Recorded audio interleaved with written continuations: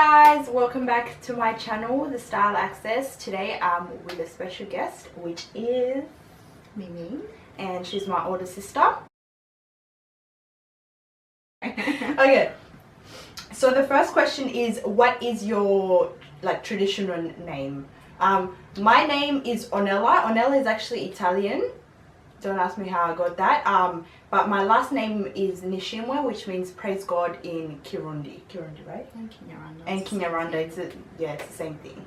And yours? And my, first name is McLean, but people know me as Mimi, which is my nickname. But my surname is Ninziza, which basically means God is good. And I'll just explain why I have different surnames. In our culture, basically every child born is given their own surname. It doesn't take away from the fact that they're all born from the same father, same mother, but it's just the tradition there. And some people choose to, once they migrate overseas, they choose to sort of take on one family name, but we stuck with ours. Yeah, but, our dad's last name is Gasongo, so we would be Onella Gasongo, Mimi Gasongo. But on our birth certificate, it's reflected that we are Leonard Gasongo's children, and it's all there. So just clarifying that. Yeah, I like my last name. Yeah, I like mine too. Yeah. The second question is, where were you born? So were you born in Burundi or were you born in Rwanda? I was born in Burundi at Hôpital Roi. Yeah.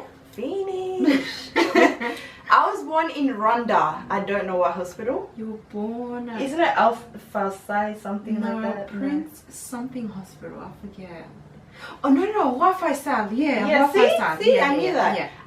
Yeah. So I was out of my siblings, I was the only one born in Rwanda, and she was born in Burundi, and my older brother in Burundi. I was born in Burundi, so was my brother and our older sister. But then when my mum was pregnant with her, there was a bit of civil unrest there, so we migrated to Rwanda, and that's why she was born in Rwanda. Yes. Favorite Burundian Rwandan dish? For me, I'd have to say, I'm salivating just thinking about it. What's the mchoko? But is that even Burundian? It's just like barbecue. Yeah, it's like barbecue meat that you see on every corner of the street. It's street food basically. Yeah. Mine would have to be ibitoki. Oh yeah, that's good. Cooked with what is ibitoki? Ibitoki, green bananas basically. Yeah. And there are so many ways of cooking it. Another dish would have to be the freshly fished fish there.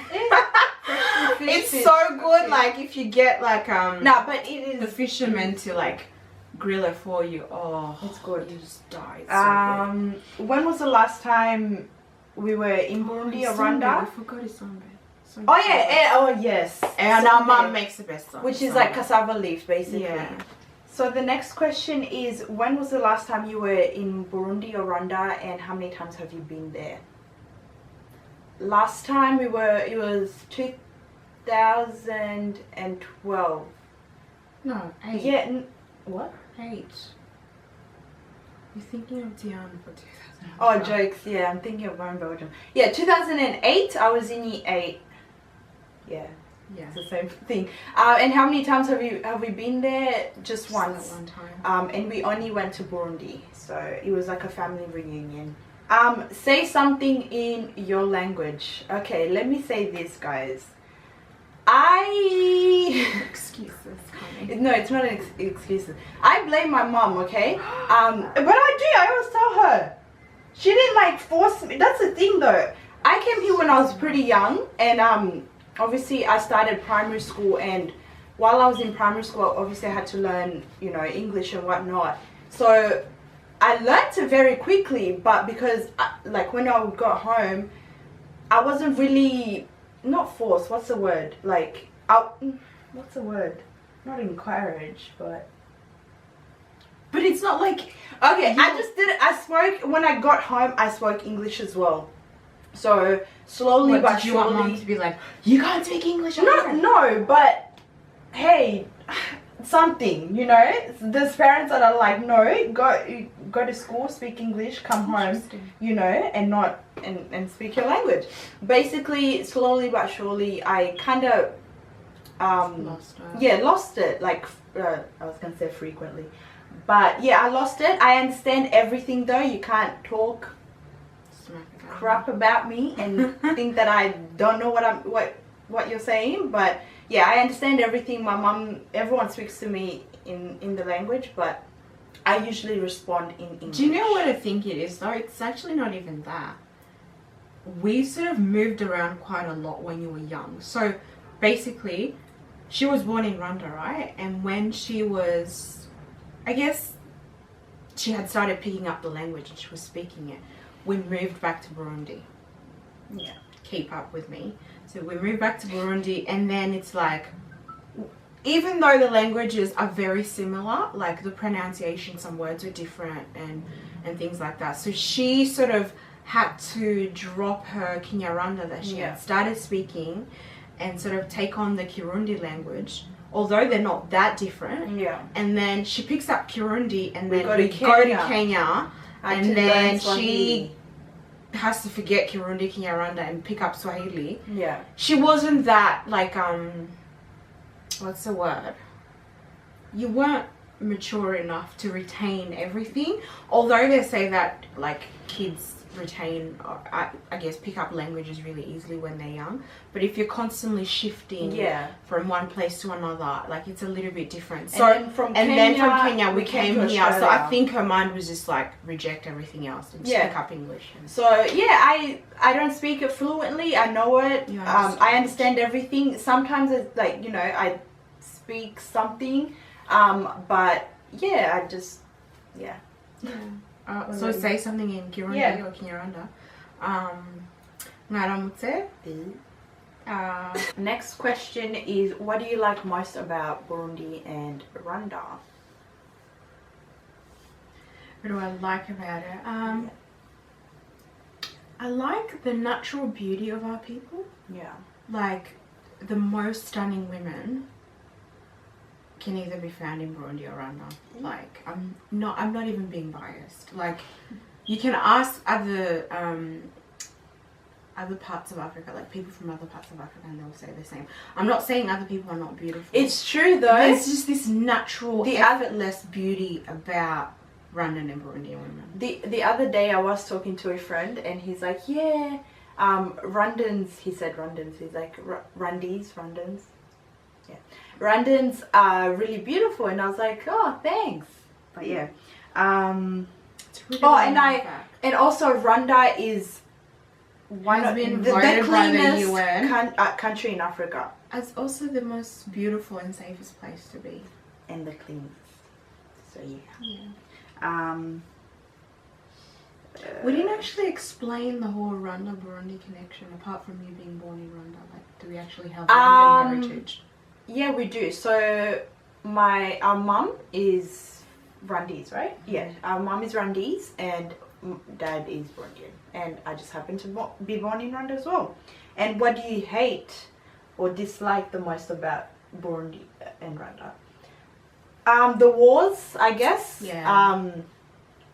With like the tribal wars. The civil unrest, like honestly, every single generation up to our generation and even generations that are younger than us, we've all lived through war, like from all the way before I was even born. Like my grandmother's like era, there's just always been war. Like just let our countries breathe, bro. Yeah. Do we have any like nicknames, like Rwandese Burundian nicknames? Not really, but they're like pet names that like your mom calls you, or your like auntie, or... My name is Ornella, but family and close friends call me Nene. But that's not really... No, but like especially the Rwandan culture, they have this tendency to sort of like give you nicknames, or sort of like baby you, because there's this whole notion of like like spoiling, especially girls. Like we're brought up in a way that you know you're a princess, basically. Like and there's no like the world is your oyster, pretty much. Yeah. So there's a tendency. What would we say? What do we like about our culture? What do I like about? Oh, I like the sense of community. Yeah. That's not to say that I've known that here, but I remember like growing up, like everybody's your auntie, everybody's your uncle. Yeah, and I think that's mostly African in general, African culture in general. Yeah. But yeah, and what else? And that, you know that I feel like Rwanda and Burundi have a culture. Like we have traditional clothing, we have traditional dance. Yeah, dances. There's traditional sort of like events and ceremonial things that you have to do, like pertaining to like when a baby is born. Yeah, with African in general, I feel like they do have traditions, but it's mostly like the dowry, like not all. Centered around it's centered around that. But yeah, we have a lot more, and it can get tedious sometimes because, like, let's say you go to a like a naming ceremony for a child or whatever. I can bet you it's gonna go on forever. And with the whole dowry thing, my sister's actually getting married soon. Do you guys want a vlog of the traditional wedding, traditional engagement? That would be fun. Yeah. So if you guys want to vlog and see like the traditional, what we were basically talking about, let me know and I might vlog that for you guys. And yeah, we might do that for you. What's around our house that represent our culture? You ready, guys? Like, what's it called again? This Ibiseke, yeah, I forgot, but yeah, this thing. I mean, it doesn't get any more traditional than this. Like, these are traditional artifacts. Yeah. And if you're from our countries or anywhere in Africa, and your parents have, especially your mom, has ever tried to come through customs with these, like, trouble. Because they have to keep them, they have to like examine them to make sure that, you know, the wood is fine and not bringing in any foreign. What's this stuff. like? These are these are called ibiseke or ibiseke in both Burundi and Kinyarwanda. What they basically do, these are the smallest ones. Yeah, they're basically like storage, like traditional storage. Like back in the day, you know, this would be like your pantry, so you'd store in like your rice. Yeah. So they come in different sizes, but these are like the smallest ones obviously for decorations. Yeah. So you'd keep in your rice, your beans, your flour, and now they use as decoration items. It's pretty. Yeah, they're really beautiful. And I think this is the last question. What is the most ridiculous question you've ever been asked about our country or our culture? Oh, the most typical one. Oh my god, do you know Hotel Rhonda? Yeah. It's like, shut up. Yes. Or like, were you born in a village? Yeah, that's typical. In a hut? Yeah. Were you in the war or something? Yeah. Or you know what's rude? The rudest thing, like this is a PSA, public service announcement. If you ever meet a person from either Burundi or Rwanda, never ask them what tribe they're from. Yeah, don't do it. That's rude. It's very rude. It's very intrusive. Yeah.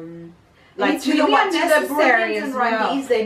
We don't even care about it. So I think for people, they want to know, oh, you're Tutsi, so they can box you, put you in a category, or you're Hutu, so they can put you in another category. Yeah. And honestly, to us, we don't even care. So if you ask somebody from there and they don't respond or they just shrug it off, don't take it personally. Honestly, it's just one of the rudest things you could ever ask somebody from our countries. Yeah, so that was the last question. I hope you guys enjoyed the video. If you do want to see more of my sister or even my brother, do let me know and hopefully I'll bribe them again to come. You didn't bribe me today? Or did I? Girl, you lie. Alright, bye guys. Bye. See you next time. Bye.